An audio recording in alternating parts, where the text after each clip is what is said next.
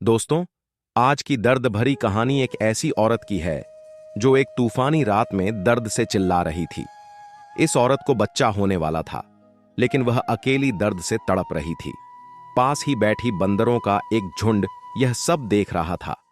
धीरे धीरे रात का आखिरी पहर शुरू हो गया। तेज तूफान और आंधी के बीच लोग अपने बिस्तरों में दुबके सो रहे थे। कोई अगर इस खौफनाक तूफान में जागता तो बस तौबा करता और फिर सोने की कोशिश करता, क्योंकि ये रात बहुत भारी थी। आंधी और तूफान की आवाज इतनी तेज थी कि ऐसा लगता था मानो आज जड़ों से पेड़ उखड़ जाएंगे। लोग डरे हुए थे, लेकिन इस डर के बीच एक बंदरिया जो बार बार चीख रही थी, हर घर का दरवाजा खटखटा रही थी। वह अपनी भाषा में मदद की गुहार लगा रही थी, कह रही थी, खुदा के बंदों, रहम करो, उस बच्चे पर रहम करो जो अभी अभी अपनी मां की कोख से पैदा हुआ है।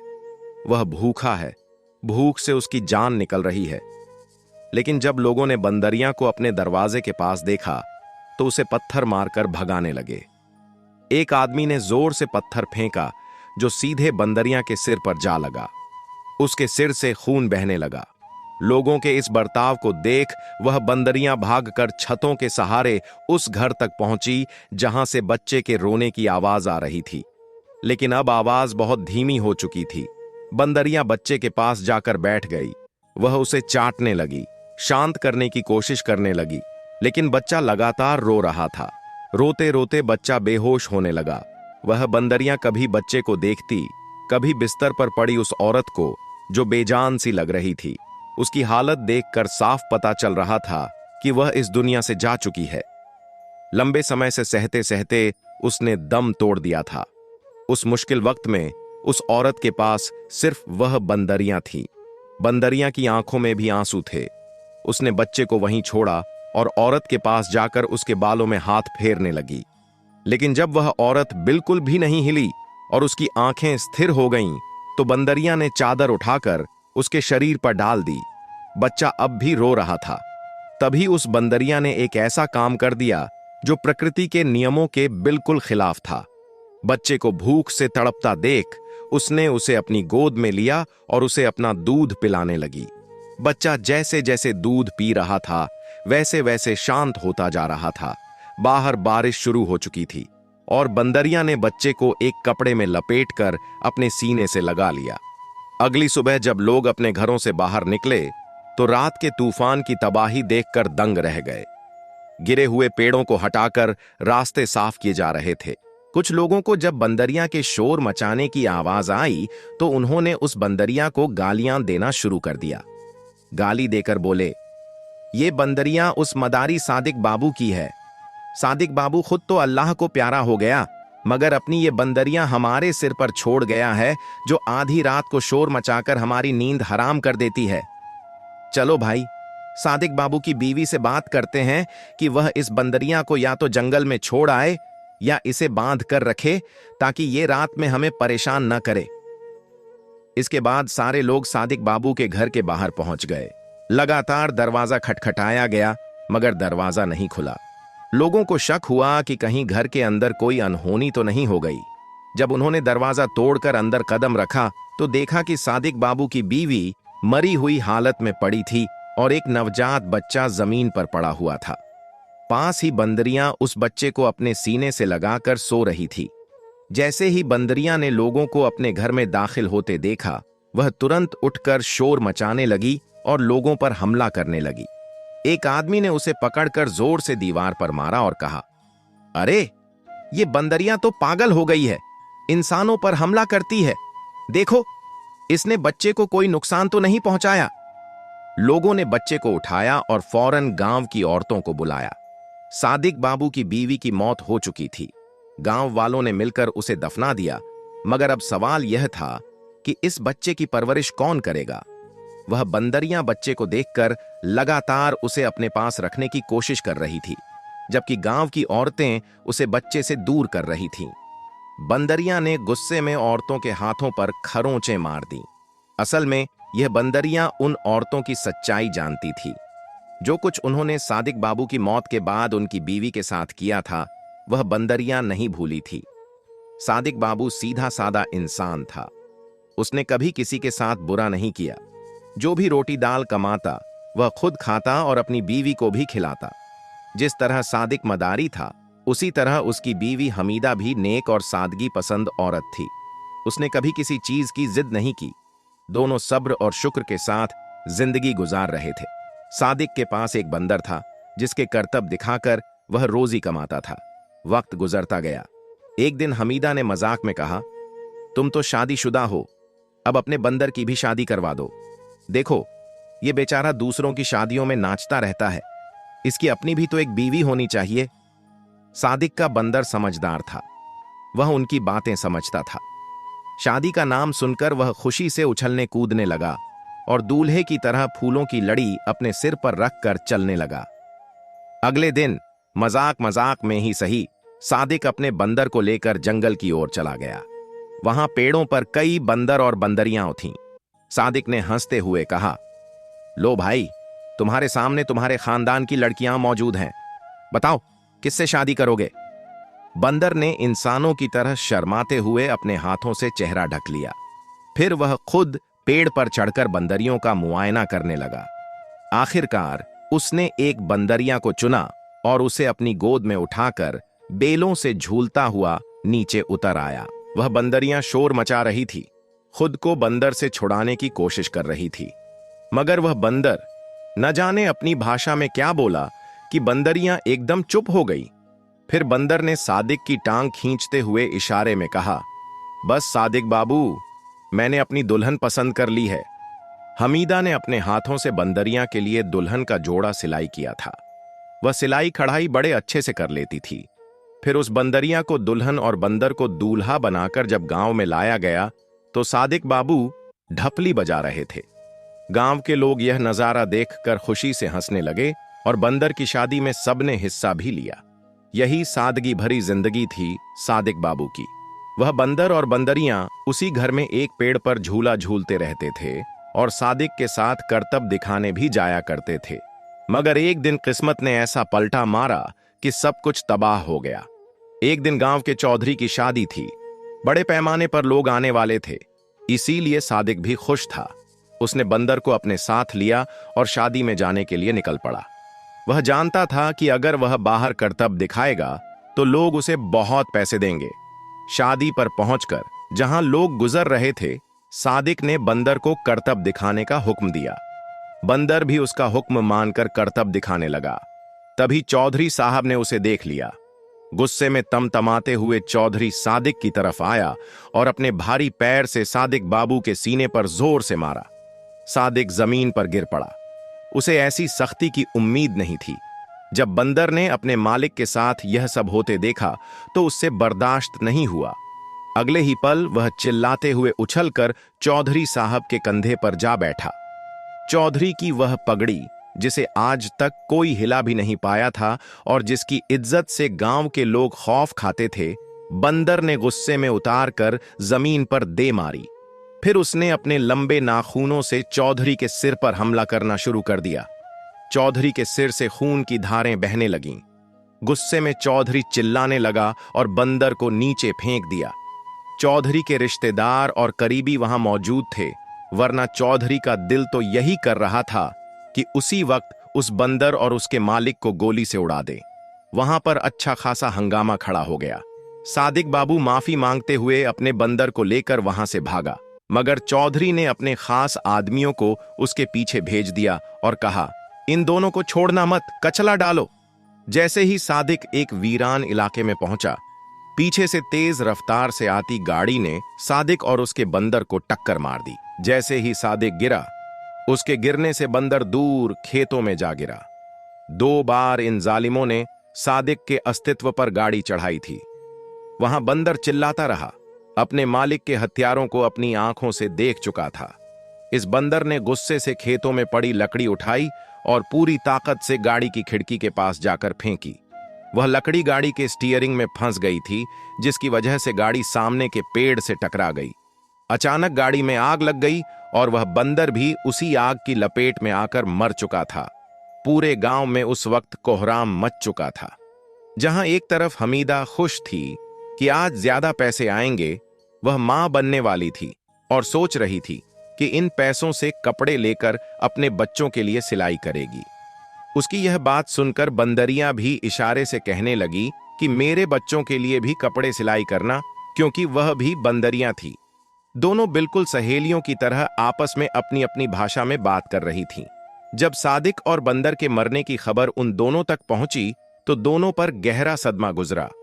हमीदा के लिए यह यकीन करना मुश्किल था कि उसका पति उसे छोड़कर चला गया है। बंदर और उसके पति को एक साथ ही कब्र बनाकर दफनाया गया, जबकि हमीदा अपने पति की कब्र पर बैठकर काफी देर तक फूट फूट कर रोती रही। जब तक घर में जमा पूंजी थी, गुजारा होता रहा। वह अदीत में थी, इसलिए घर से बाहर भी नहीं जा सकती थी।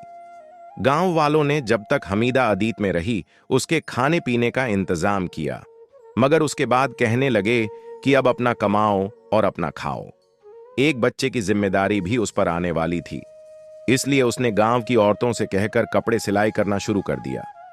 पहले पहल तो औरतों ने उस पर रहम खाया, मगर जब देखा कि वह सिलाई लेकर अच्छे खासे पैसे कमाने लगी हैं, तो हर एक ने भाईचारे का हवाला देकर उसे कम पैसे देना शुरू कर दिया। वह बंदरियां भी जितना संभव हो सकता था हमीदा की मदद करती थी, मगर धीरे धीरे लोगों ने उसके चरित्र पर उंगली उठानी शुरू कर दी। एक दिन कुछ लड़के चोरी करने के इरादे से हमीदा के घर में घुसे थे, मगर बंदरियां ने मौके पर उन तीनों लड़कों पर हमला कर दिया। ज्यादा शोर न मच जाए, इसीलिए तीनों लड़के दरवाजा खोलकर घर से बाहर भागे थे। बाहर जाते वक्त एक शख्स ने जब उन तीनों को घर से निकलते देखा तो सवाल करने लगा कि तुम तीनों इस वक्त इस विधवा के घर से क्या लेने गए थे। जवाब में उन तीनों लड़कों ने गुस्से से हमीदा से बदला लेने के लिए यह बात कह दी कि इस वक्त हम तीनों नौजवान लड़के इस अकेली औरत के घर में आखिर क्या लेने गए थे। आप समझदार हो बाबू, खुद ही समझ जाओ, अकेली औरत है, अपना रोजगार भी तो चलाना है ना।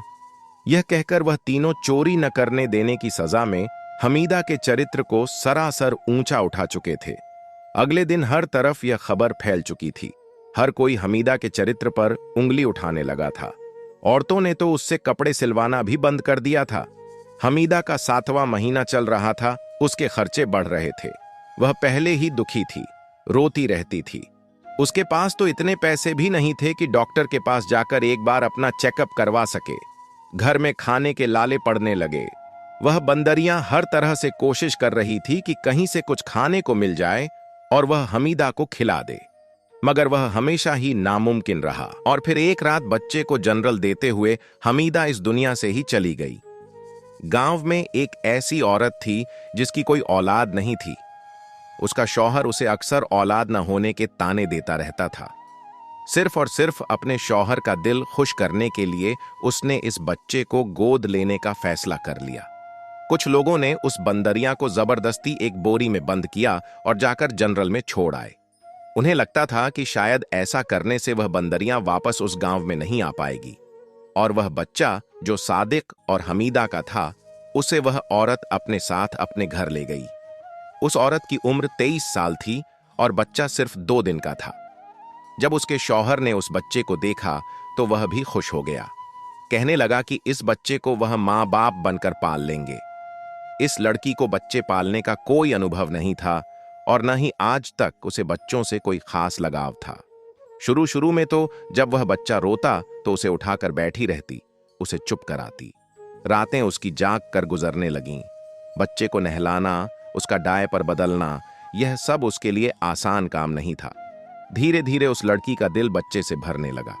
मासूम बच्चा जो अपने माँ बाप से पहले ही बिछड़ चुका था और इस अत्यंत बुरी औरत के हाथों में फंस चुका था। भूख लगती तो वह रोता रहता, बिलखता रहता, और वह औरत मजे से खुद खाना खाकर सो जाती थी। एक दिन बच्चा बहुत रो रहा था, बुखार से तप रहा था, मगर उस औरत ने आधी रात को बच्चे को उठाकर जानवरों के बांधे में बंद कर दिया और खुद अपने कमरे में जाकर सो गई। उसका शौहर उस रात घर पर मौजूद नहीं था। वह बंदरिया जो पिछले 4 दिनों से उस बोरी में बंद थी, खुद को बोरी से निकाल नहीं पा रही थी। यह खुदा की ही करामात थी कि उस रात वह बोरी से बाहर निकल आई और वापस भागते हुए, पेड़ों पर झूलते हुए उस गांव में आ गई। हर घर के बाहर जाकर वह एक बार फिर चिल्ला रही थी, उस बच्चे की खुशबू महसूस कर रही थी। तभी एक घर में जाने के बाद उसे बच्चे के रोने की आवाज आई। वह दीवार से छिटक कर घर में कूद पड़ी और बाध्ये में मौजूद उस बच्चे को रोते हुए देखकर चुप हो गई। ठंड की वजह से बच्चा कांप रहा था, भूख से बिलख रहा था। उस बंदरिया ने पहले तो उस बच्चे को दूध पिलाया। वह बच्चा भी शायद उस बंदरिया को ही अपनी मां मान चुका था। उसे अपने पास पाकर वह चुप हो गया।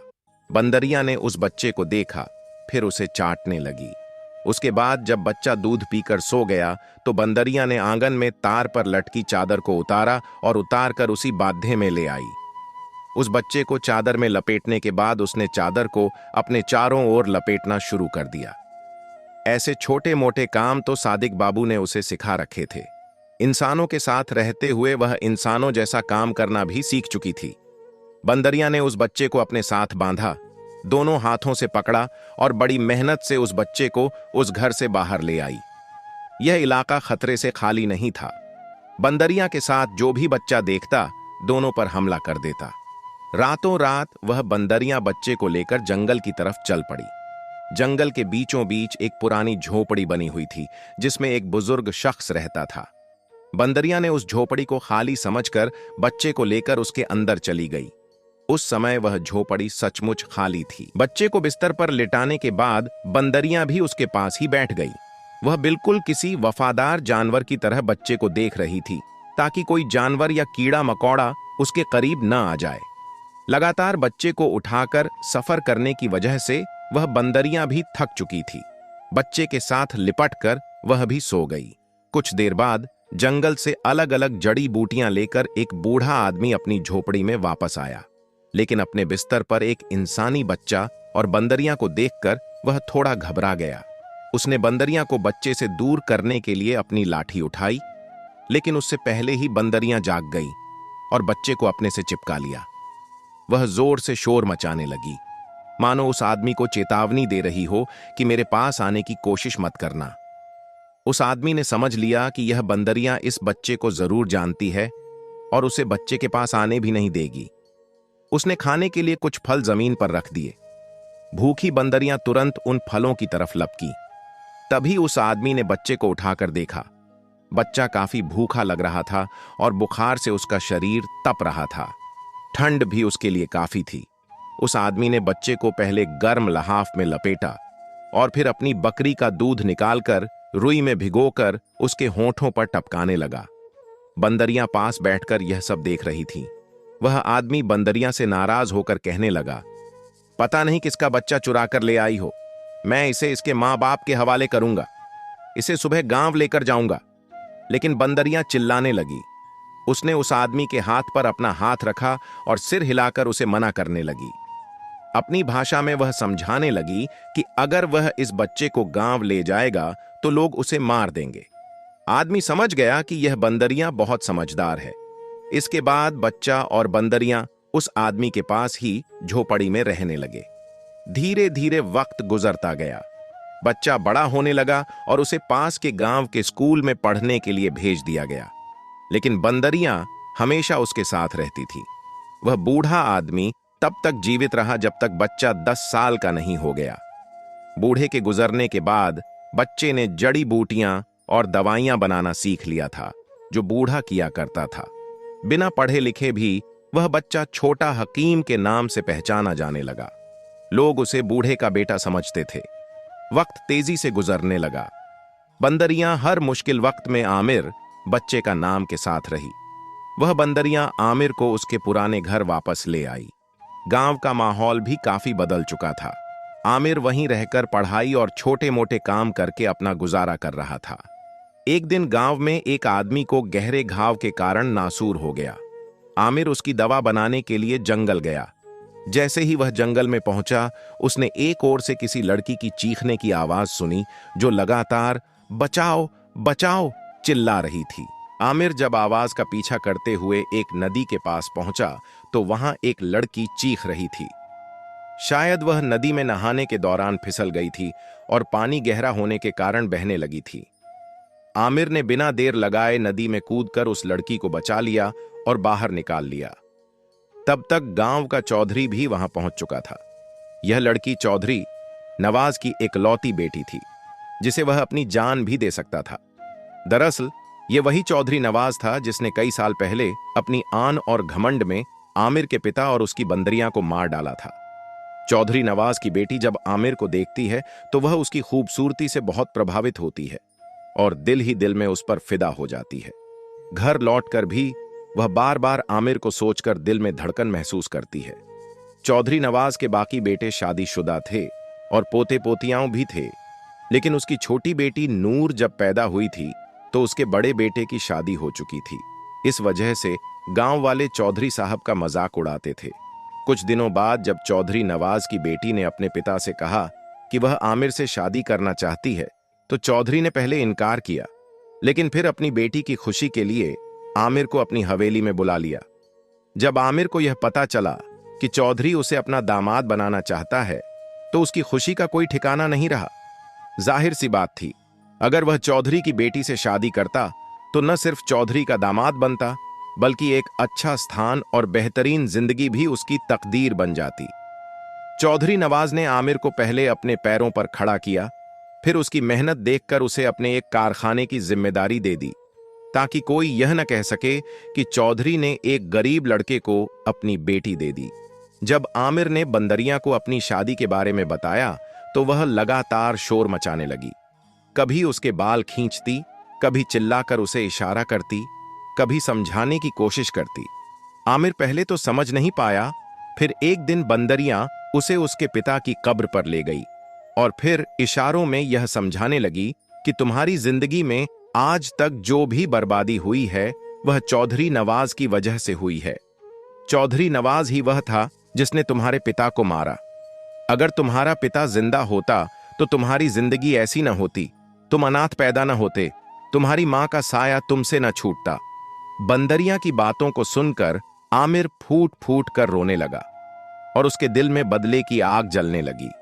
वह अपने पिता का बदला तो लेना चाहता था, लेकिन नूर को उसके पिता के साए से महरूम नहीं करना चाहता था। जिस दिन उनका निकाह था पूरे गांव को दावत दी गई थी। हर कोई बार बार चौधरी से पूछ रहा था कि यह लड़का कौन है। तब आमिर ने स्टेज पर आकर माइक थामते हुए कहा, मैं एक मदारी का बेटा हूं। मेरा पिता सादिक बाबू था और मेरी मां जिसने मुझे पाला और इस मुकाम तक पहुंचाया वह कोई इंसान नहीं बल्कि एक बंदरिया है। अगर मेरा पिता जिंदा होता तो मुझे आज यह हालत न देखनी पड़ती, न मुझे दर दर की ठोकरें खाकर जिंदा रहना पड़ता, लेकिन मेरी जिंदगी का दुख मेरे पिता की अहंकार की वजह से हुआ। आमिर के इस बयान के बाद चौधरी नवाज के होश उड़ गए। वह 20 साल पहले की यादों में खो गया जब उसने आमिर के पिता को मरवाया था। फिर आमिर ने सभी के सामने कहा, आज से 20 साल पहले मेरे पिता ने यहां मदारी का खेल दिखाया था और उसी समय चौधरी नवाज ने उन्हें बेरहमी से मरवाया था, लेकिन आज चौधरी नवाज अपनी बेटी की शादी मेरे साथ करवा रहा है। चौधरी नवाज का चेहरा डर से बदल चुका था और जो इज्जत उसने सालों से बनाई थी वह अब मिट्टी में मिलती हुई नजर आ रही थी। वह घबराते हुए आमिर की तरफ देखने लगा। शायद उन्हें अपनी गलती का एहसास हो चुका था। वह एक बेटी के पिता थे। अगर वह कुछ भी करते तो सजा उनकी बेटी को भुगतनी पड़ती। यह बात जब चौधरी नवाज के दिल में आई तो उन्होंने रोते हुए सबके सामने अपनी पगड़ी उतार दी और दोनों हाथ जोड़कर आमिर से माफी मांगने लगे। कहने लगे, मुझे माफ कर दो। अना और तकबुर की इस जंग में मैं इतना पागल हो गया था कि अच्छे बुरे की तमीज भूल गया। हो सके तो मेरी की गई सजा कभी मेरी बेटी को मत देना। चौधरी के इस अपराधी स्वीकृति को वहां मौजूद पुलिस अफसर भी सुन रहे थे जिन्हें शादी में बुलाया गया था। तुरंत चौधरी नवाज बेग को हथकड़ी लगा दी गई और उनके खिलाफ मुकदमा शुरू कर दिया गया। गांव के लोगों ने कहा, देखो वह चौधरी साहब हैं और तुम्हारी बीवी के पिता हैं। देखो उन्होंने तुम्हारे साथ कितनी भलाई की है। अपनी फूल सी बेटी तुम्हें सौंप दी, अपना कारखाना तुम्हें दे दिया, तुम्हारे लिए आलीशान मकान बना दिया और तुम बदले में उन्हें ही अदालत में घसीट रहे हो। जवाब में आमिर ने कहा, यह तो उस तकलीफ के बराबर भी नहीं है जो मेरी मां उस रात सहती रही जब मैं पैदा हुआ और वह तड़प तड़प कर मर गई। जब मैं उसकी कोख में था वह तुम लोगों के दरवाजे पर आती थी, भूख से बिलखती, अपनी और मेरी जान बचाने के लिए तुम लोगों से मदद मांगती थी, तब कहां थे तुम लोग? और तुम्हारी ये हमदर्दियां? लोग चुप हो गए। आमिर अपनी बंदूकों के साथ अपने घर लौट आया। सामने उसकी बीवी बैठी थी, बिल्कुल खामोश। शायद आमिर के आने से पहले रो भी रही थी।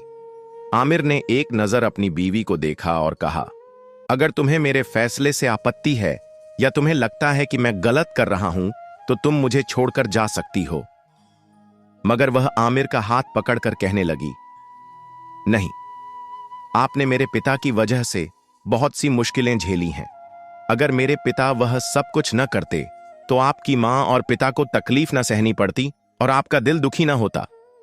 चौधरी नवाज को उम्र भर की सजा सुनाई गई थी।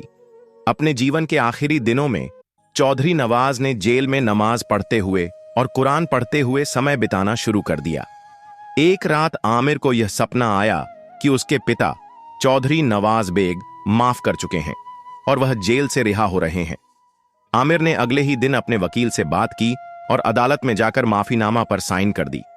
फिर चौधरी नवाज बेग को जेल से छोड़कर घर ले आया। अपने पिता को आजाद देखकर नूर बहुत खुश हुई, जबकि चौधरी नवाज बेग ने इसके बाद जब तक जिंदा रहे लोगों के हक में आवाज उठाते रहे और भमबद्रियां आमिर के साथ साए की तरह हमेशा मौजूद रहीं। इस कहानी को सुनाने का मकसद यह था कि जो लोग दूसरों के साथ बुरा करते हैं वे यह सोचते हैं कि उनके साथ कभी कुछ बुरा नहीं होगा, लेकिन वक्त उस इंसान को सिख देता है। कमेंट बॉक्स में अपनी राय का इजहार जरूर करें और अगर कहानी पसंद आई हो तो चैनल को सब्सक्राइब करना न भूलें। शुक्रिया।